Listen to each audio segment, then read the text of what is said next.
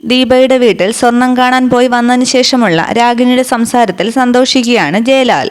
നീ കുഴപ്പമൊന്നും ഇല്ലടാ മോനെ, ആ ജോത്സ്യന്റെ പ്രവചനമൊന്നും ഞാൻ നോക്കുന്നില്ല. എന്തായാലും ഒരു ഡോക്ടറുള്ള വീടല്ലേ, നമ്മൾ നിശ്ചയിച്ചുറപ്പിച്ചതുപോലെ തന്നെ ഈ കല്യാണം നടത്താം നമുക്ക്. ഉടനെ കല്യാണം വിളിയും തുടങ്ങാം. ഇതൊക്കെ കേട്ട് സന്തോഷിക്കുകയാണ് ഗംഗാധരനും ജയലാലും. നിനക്ക് ഇഷ്ടപ്പെട്ട പെണ്ണായതുകൊണ്ട് ഇത് നടക്കണമെന്നാണ് എന്റെയും ആഗ്രഹം. എന്നെ എത്ര ഇഷ്ടപ്പെട്ടെന്ന് പറഞ്ഞാലും കല്യാണത്തിന് മുമ്പ് വാക്കുമാറ്റുന്ന കൂട്ടരാണെങ്കിൽ കല്യാണം വേണ്ടാന്ന് വയ്ക്കുന്നത് തന്നെയാണ് നല്ലത്. അതുകൊണ്ടാണ് ഇന്ന് തന്നെ ഞാൻ പിടിച്ച പിടിയാലെ പോയത്. ജയലാൽ പറയുകയാണ്, ഏതായാലും പോയിട്ട് വന്നപ്പോൾ അമ്മയുടെ മുഖത്ത് നല്ല തെളിച്ചമുണ്ട്. അതില്ല എന്ന് ഞാൻ പറഞ്ഞില്ലല്ലോ. പെൺകുട്ടിയുടെ ആങ്ങള ഡോക്ടറാണെന്ന് കേട്ടപ്പോഴേ എന്റെ മനസ്സങ്ങ് നിറഞ്ഞു. ഇനിയിപ്പോ ഒരു തടസ്സവും ഇല്ല. അങ്ങനെ എല്ലാവരെയൊന്നും വിളിക്കണ്ട, ഒരുപാട് അടുപ്പമുള്ളവരെ മാത്രം വിളിച്ചാൽ മതി. രാഗിണി പോയ ശേഷം ആശ്വസിക്കുകയാണ് ജയലാൽ. ജയലാൽ പറയുകയാണ്, ഇപ്പോഴാണ് ശ്വാസമൊന്ന് നേരെ വീണത്. ഗംഗാധരൻ പറയുകയാണ്, എനിക്ക് ആ വീട്ടിൽ നിന്നും ഇറങ്ങിയപ്പോഴേ ശ്വാസം എടുക്കാൻ പറ്റി. അത്രയ്ക്ക് സന്തോഷത്തിലാണ് ആ വീട്ടിൽ നിന്നും പുറത്തേക്ക് വന്നത് രാഗം. പ്രത്യേകിച്ച് ആങ്ങള ചെറുക്കൻ ഡോക്ടറാണെന്നറിഞ്ഞപ്പോഴേ രാഗിണിയുടെ മട്ടും ഭാവവും ഒക്കെ അങ്ങ് മാറി. എന്നിട്ടും ഗംഗാധരൻ സംശയം പ്രകടിപ്പിക്കുകയാണ്, എന്നാലും മോനെ, ഇപ്പോഴും ദീപമോളുടെ ഫോട്ടോസൊക്കെ മൊബൈലിൽ കിടക്കുകയാണ്. അതിനെ ആരെങ്ങാനും ഇവരെയൊക്കെ കാണിച്ചു കൊടുത്താലോ? അങ്ങനെയൊന്നും സംഭവിക്കില്ല അച്ഛാന്ന് ജയലാൽ പറയുമ്പോൾ ഗംഗാധരൻ പ്രാർത്ഥിക്കുകയാണ്, അങ്ങനെയൊന്നും ആകരുതേ എന്നാണ് എന്റെ പ്രാർത്ഥന. പിന്നെ കാലക്കേടിന് കുറെ ശത്രുക്കൾ ആ കുടുംബത്തിന് തന്നെ ഉണ്ടല്ലോ. അവരെങ്ങാനും ഗ്രഹണ സമയത്ത് തല പൊക്കിയാൽ തീർന്നില്ലേ എല്ലാം. നീ പ്രാർത്ഥിക്ക് കേട്ടോ എന്ന് പറഞ്ഞ് റൂമിലേക്ക് പോവുകയാണ് ഗംഗാധരൻ. പിന്നീട് ദീപയെ ഫോൺ വിളിച്ച് ജയലാൽ പറയുകയാണ്, അമ്മ എത്തി, വളരെ ഹാപ്പി ആയിട്ടാണ് വന്നിരിക്കുന്നത്.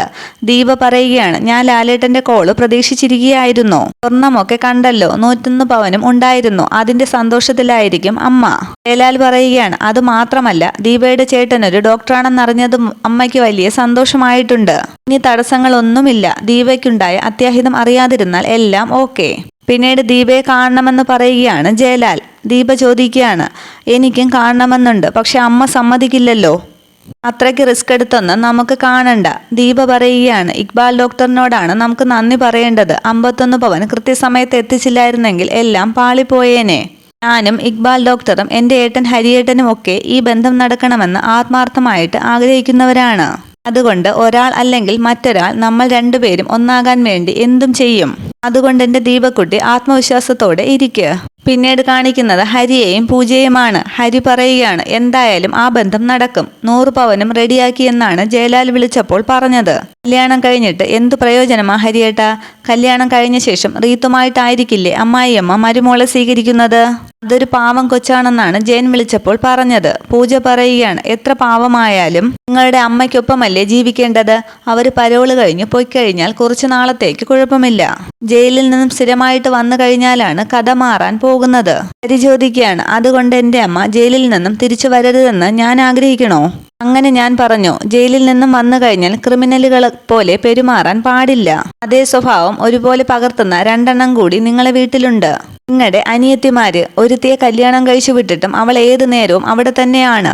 മരുമക്കളെല്ലാം അവരുടെ ചൊൽപ്പടിക്ക് തന്നെ നിൽക്കണം. അതാണായാലും പെണ്ണായാലും. അവർക്കും അവരുടെ മക്കൾക്കും ഒരു നിയമം, ബാക്കിയുള്ളവർക്ക് വേറൊരു നിയമം.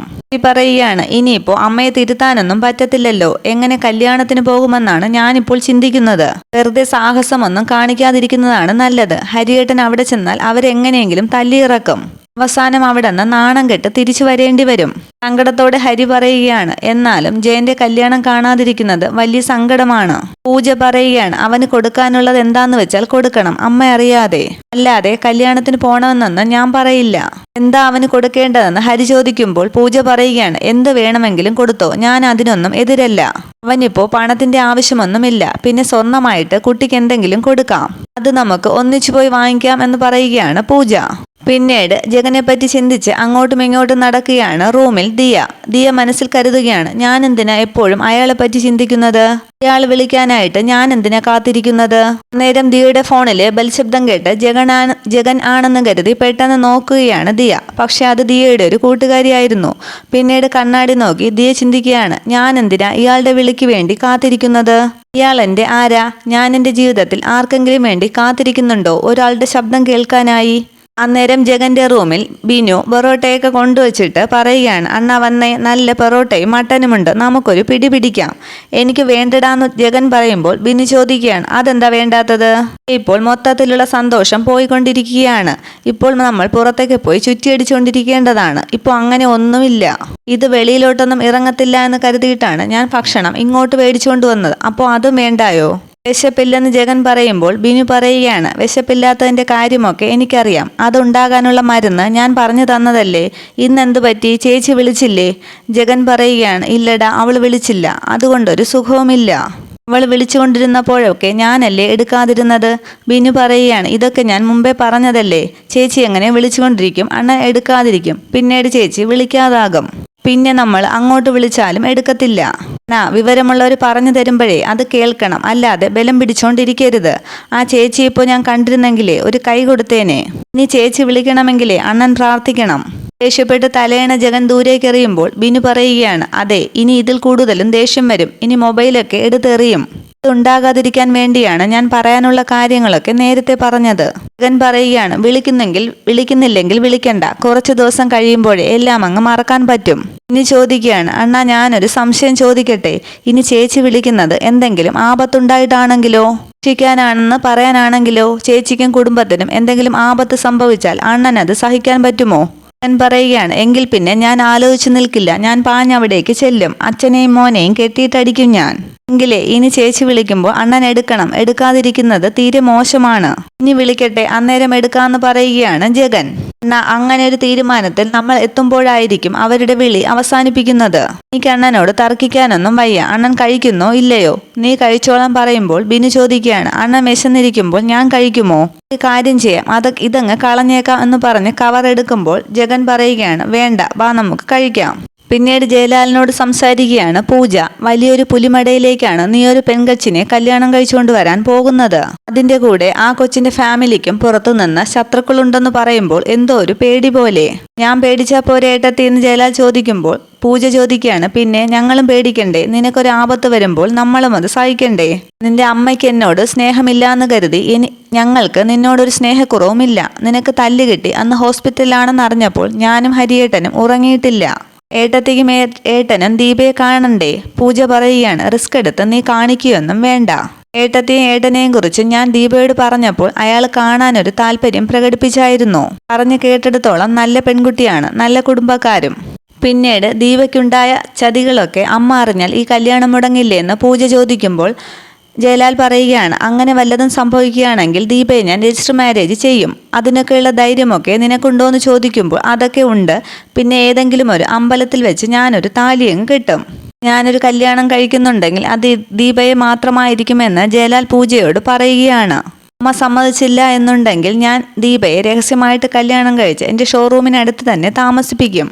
പിന്നെ എന്നെ തല്ലിയവരോട് അവർ അടങ്ങിയിരിക്കാൻ വേണ്ടി ഞാൻ ഈ കല്യാണത്തിൽ നിന്നും പിന്മാറി എന്ന് തന്നെയാണ് പറഞ്ഞിരിക്കുന്നത്.